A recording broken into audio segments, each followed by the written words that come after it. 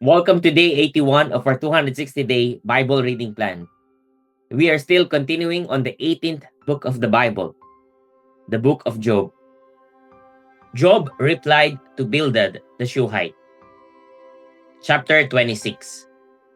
Then Job answered and said, "How you have helped him who has no power, how you have saved the arm that has no strength, how you have counseled him who has no wisdom, and plentifully declared sound knowledge. With whose help have you uttered words, and whose breath has come out from you?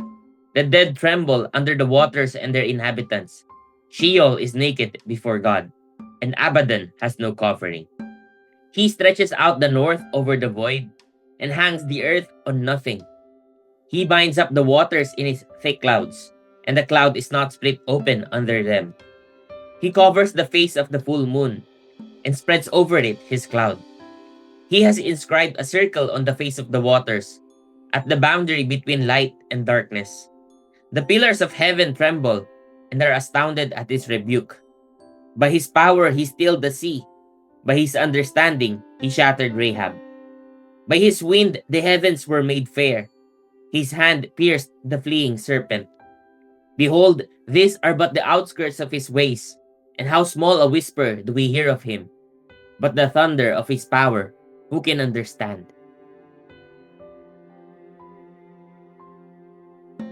Chapter 27. And Job again took up his discourse and said, "As God lives, who has taken away my right, and the Almighty who has made my soul bitter, as long as my breath is in me, and the Spirit of God is in my nostrils, my lips will not speak falsehood, and my tongue will not utter deceit. Far be it from me to say that you are right. Till I die, I will not put away my integrity from me. I hold fast my righteousness and will not let it go. My heart does not reproach me for any of my days. Let my enemy be as the wicked, and let him who rises up against me be as the unrighteous. For what is the hope of the godless when God cuts him off, when God takes away his life? Will God hear his cry when distress comes upon him? Will he take delight in the Almighty? Will he call upon God at all times? I will teach you concerning the hand of God. What is with the Almighty I will not conceal. Behold, all of you have seen it yourselves. Why then have you become altogether vain? This is the portion of a wicked man with God, and the heritage that oppressors receive from the Almighty. If his children are multiplied, it is for the sword, and his descendants have not enough bread. Those who survive him, the pestilence buries, and his widows do not weep. Though he heap a silver like dust, and pile up clothing like clay, he may pile it up, but the righteous will wear it, and the innocent will divide the silver. He builds his house like a moth, like a booth that a watchman makes. He goes to bed rich, but will do so no more. He opens his eyes, and his wealth is gone. Terrors overtake him like a flood. In the night a whirlwind carries him off. The east wind lifts him up and is gone. It sweeps him out of his place. It hurls at him without pity. He flees from its power in headlong flight. It claps its hands at him and hisses at him from its place. Chapter 28. Surely there is a mine for silver, and a place for gold that they refine. Iron is taken out of the earth, and copper is melted from the ore. Man puts an end to darkness, and searches out to the farthest limit, the ore in gloom in deep darkness. He opens shafts in a valley away from where anyone lives. They are forgotten by travelers. They hang in the air far away from mankind. They swing to and fro. As for the earth, out of it comes bread, but underneath it is turned up as by fire. Its stones are the place of sapphires, and it has dust of gold. That path no bird of prey knows, and the falcon's eye has not seen it. The proud beasts have not trodden it. The lion has not passed over it. Man puts his hand to the flinty rock, and overturns mountains by the roots. He cuts out channels in the rocks, and his eye sees every precious thing. He dams up the streams so that they do not trickle, and the thing that is hidden he brings out to light. But where shall wisdom be found, and where is the place of understanding? Man does not know its worth. and it is not found in the land of the living. The deep says, "It is not in me," and the sea says, "It is not with me." It cannot be bought for gold, and silver cannot be weighed as its price. It cannot be valued in the gold of Ophir, in precious onyx or sapphire. Gold and glass cannot equal it, nor can it be exchanged for jewels of fine gold. No mention shall be made of coral or of crystal. The price of wisdom is above pearls. The topaz of Ethiopia cannot equal it, nor can it be valued in pure gold. From where, then, does wisdom come? And where is the place of understanding? It is hidden from the eyes of all living, and concealed from the birds of the air. Abaddon and Death say, "We have heard a rumor of it with our ears." God understands the way to it, and he knows its place. For he looks to the ends of the earth and sees everything under the heavens. When he gave to the wind its weight, and apportioned the waters by measure, when he made a decree for the rain, and the way for the lightning of the thunder, then he saw it and declared it. He established it and searched it out. And he said to man, "Behold, the fear of the Lord, that is wisdom, and to turn away from evil is understanding." Chapter 29. And Job again took up his discourse and said, "Oh, that I were as in the months of old, as in the days when God watched over me, when his lamp shone upon my head, and by his light I walked through darkness. As I was in my prime, when the friendship of God was upon my tent, when the Almighty was yet with me, when my children were all around me, when my steps were washed with butter, and the rock poured out for me streams of oil. When I went out to the gate of the city, when I prepared my seat in the square, the young men saw me and withdrew, and the aged rose and stood. The princes refrained from talking, and laid their hand on their mouth. The voice of the nobles was hushed, and their tongue stuck to the roof of their mouth. When the ear heard, it called me blessed, and when the eye saw, it approved, because I delivered the poor who cried for help, and the fatherless who had none to help him. The blessing of him who was about to perish came upon me, and I caused the widow's heart to sing for joy. I put on righteousness, and it clothed me. My justice was like a robe and a turban. I was eyes to the blind and feet to the lame. I was a father to the needy, and I searched out the cause of him whom I did not know. I broke the fangs of the unrighteous, and made him drop his prey from his teeth. Then I thought, I shall die in my nest, and I shall multiply my days as the sand. My roots spread out to the waters, with the dew all night on my branches. My glory fresh with me, and my bow ever new in my hand. Men listened to me and waited, and kept silence for my counsel. After I spoke, they did not speak again, and my word dropped upon them.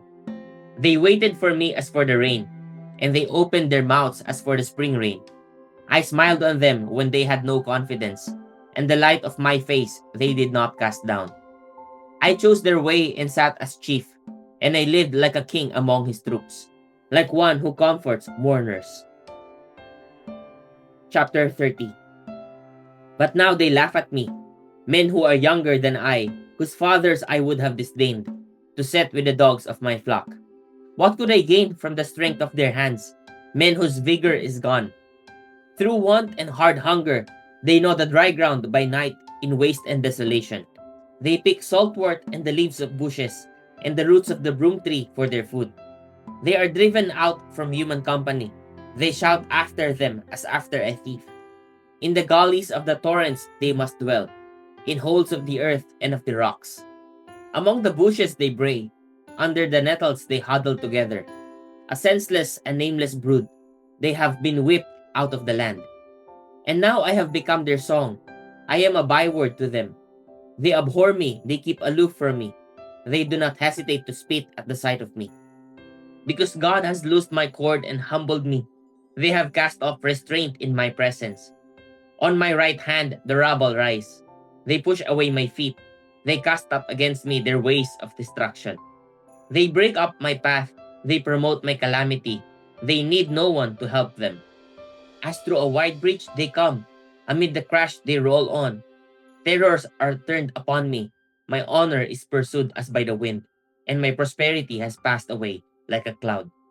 And now my soul is poured out within me. Days of affliction have taken hold of me. The night racks my bones, and the pain that gnaws me takes no rest. With great force, my garment is disfigured. It binds me about like the collar of my tunic.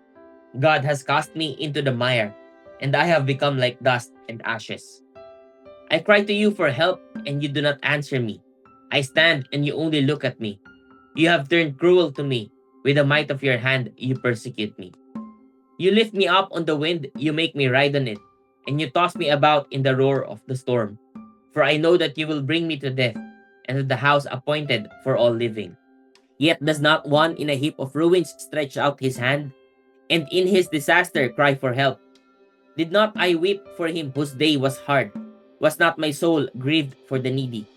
But when I hoped for good, evil came, and when I waited for light, darkness came. My inward parts are in turmoil and never still. Days of affliction come to meet me. I go about darkened, but not by the sun. I stand up in the assembly and cry for help. I am a brother of jackals and a companion of ostriches.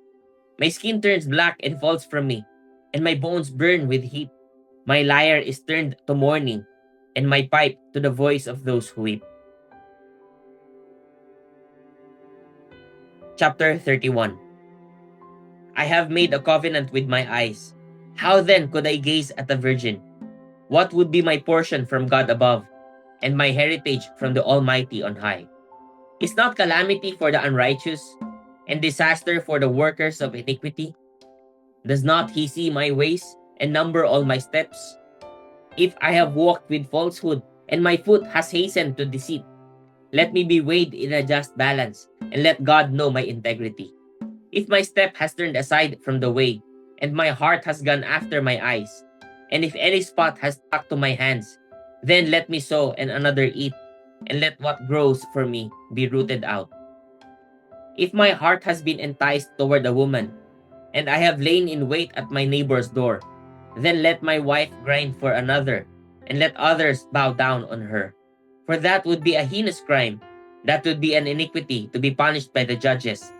For that would be a fire that consumes as far as Abaddon, and it would burn to the root all my increase. If I have rejected the cause of my manservant or my maidservant, when they brought a complaint against me, what then shall I do when God rises up? When he makes inquiry, what shall I answer him? Did not he who made me in the womb make him?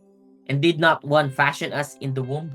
If I have withheld anything that the poor desired, or have caused the eyes of the widow to fail, or have eaten my morsel alone, and the fatherless has not eaten of it.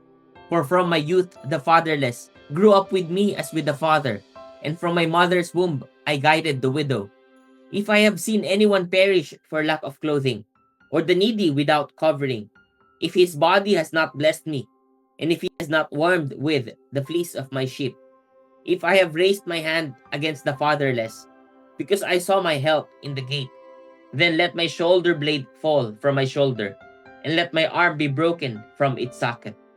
For I was in terror of calamity from God, and I could not have faced his majesty. If I have made gold my trust, or called fine gold my confidence, if I have rejoiced because my wealth was abundant, or because my hand had found much, if I have looked at the sun when it shone, or the moon moving in splendor, and my heart has been secretly enticed, and my mouth has kissed my hand, this also would be an iniquity to be punished by the judges, for I would have been false to God above. If I have rejoiced at the ruin of him who hated me, or exalted when evil overtook him, I have not let my mouth sin by asking for his life with a curse. If the men of my tent have not said, who is there that has not been filled with his meat? The sojourner has not lodged in the street. I have opened my doors to the traveler.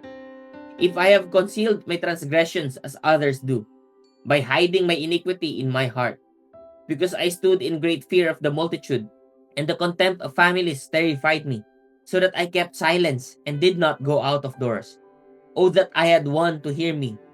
Here is my signature, let the Almighty answer me. Oh, that I had the indictment written by my adversary. Surely I would carry it on my shoulder. I would bind it on me as a crown. I would give him an account of all my steps. Like a prince, I would approach him.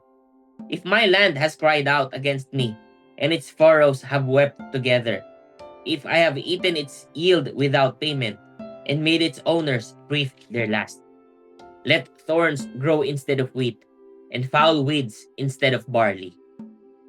The words of Job are ended. Praise God for the reading of His Word.